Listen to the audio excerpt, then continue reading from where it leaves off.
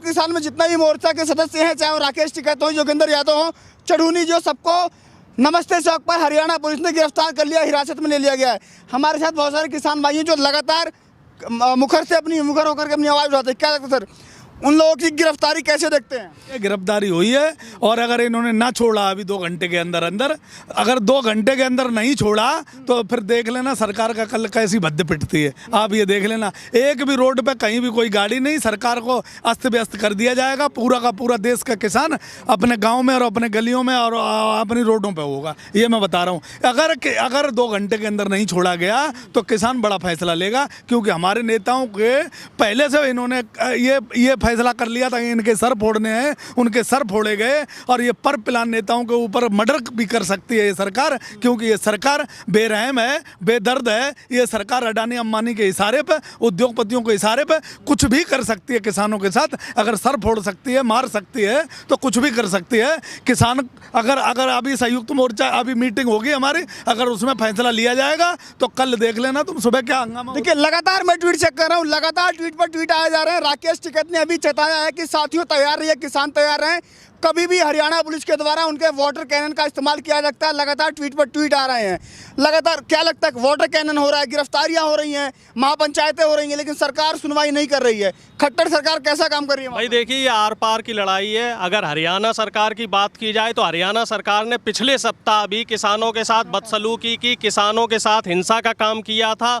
और जो मुजफ्फरनगर में महापंचायत हुई है, उस महापंचायत से सरकार डरी हुई है, भयभीत है। इस वजह से आज हमारे जो किसान नेता हैं, 10-12 किसान नेता, इन लोगों की गिरफ्तारी की गई है। इनको कहीं ना कहीं भय है, लेकिन अब ये इस बात के लिए भी तैयार रहे, अगर हमारे सभी किसान नेताओं को ससम्मान इन्होंने रिहा नहीं किया तो ये आंदोलन बृहद रूप लेगा और हो सकता है कल हरियाणा बंद भी हो जाए। अभी हम लोगों की शाम को मीटिंग होगी, मीटिंग में जो हमारे नेता हैं वो लोग फैसला करेंगे कि हमें किस तरीके से आगे अपनी स्ट्रेटजी क्या बनानी है। अब एक बात और समझ लीजिए, आपकी सरकार इस समय पूरी तरीके से घिरी हुई है, बौखलाहट में है, हताशा में है। इसी वजह से आज इंटरनेट सेवाएं करनाल और आसपास के इलाकों में बंद कर दी गई थी। ये कहीं ना कहीं सरकार का डर है किसानों के प्रति, और किसान की जो किसान भाई हैं और किसान आंदोलन है, ये किसान आंदोलन की जीत है। जब इस तरह के कदम सरकार उठाती है तो आप समझ लीजिए कि आप सही दिशा में जा रहे हैं और हम लोग जल्दी ही अपनी मांगों को पूरा करवा के मानेंगे। मुजफ्फरनगर में आप लोगों ने इतना बड़ा महापंचायत किया, उसके बाद इतनी क्या जल्दबाजी होगी कि आप लोगों ने? भाई देखिए, करनाल में जो हमारे किसान भाइयों के साथ बदसलूकी हुई थी, तो उसमें जो एसडीएम ने साफ पुलिस को निर्देश दिए थे कि पुलिस जो किसान है इनके साथ हिंसा करनी, मारपीट करनी और इन्हें आंदोलन नहीं करने देना।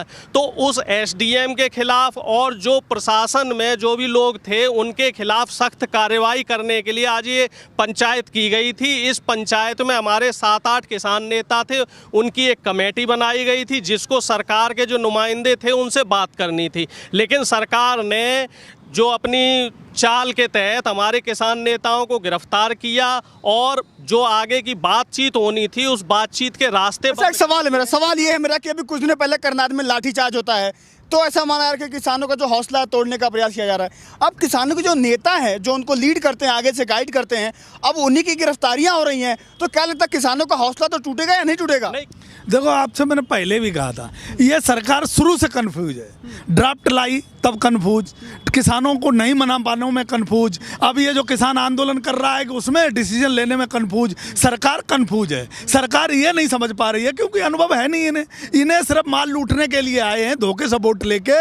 इनको देश चलाने का और प्रदेश चलाने का कोई अनुभव नहीं है। ये लोग सिर्फ लुटेरे लोग हैं, ये सिर्फ माल लूटना चाहते हैं और इन्हें कोई अनुभव नहीं। उस अनुभवहीनता का ये परिणाम है।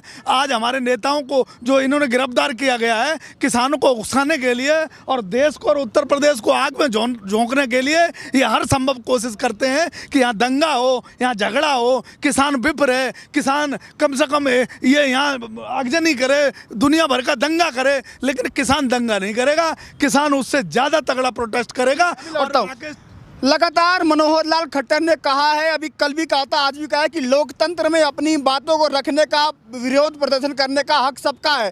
तो आखिर एक तरफ आप कहते हैं कि आप हक प्रदर्शन करें, वहीं दूसरी तरफ नेताओं की गिरफ्तारी क्यों? भाई देखिए, बीजेपी की और बीजेपी के नेताओं की और आरएसएस की हमेशा कथनी करनी में फ़र्क रहा है। मोहन भागवत जहाँ देश में ये कहते हैं कि हिंदू मुसलमान आपसी सद्भाव में रहें, वहीं ये लिंचिंग कराने का काम करते हैं। और जहाँ ये इनके बड़े बड़े नेता, चाहे प्रधानमंत्री हो, गृह मंत्री हो या मुख्यमंत्री हो, ये कहते हैं कि लोगों को अपनी बात कहने का पूरा अधिकार है, लेकिन ये अधिकार वो नहीं देते हैं। चाहे किसान आंदोलन हो या फिर कोई भी आंदोलन हो, कोई कर्मचारी बैठा हो अपनी मांगों को लेके, या फिर युवा बैठा है रोजगार की मांग को लेके, तो ये किसी भी आंदोलन को होने नहीं देते हैं। ये हिंसा का काम करते हैं। प्रशासन को ये लोगों पे जो प्रोटेस्ट करते हैं उन पे हिंसा करवाने का काम। राकेश टिकैत जी ने कहा कि आप लोग तैयार रहिए, कभी भी कुछ भी हो सकता है, तैयार है आप लोग? बिल्कुल तैयार है।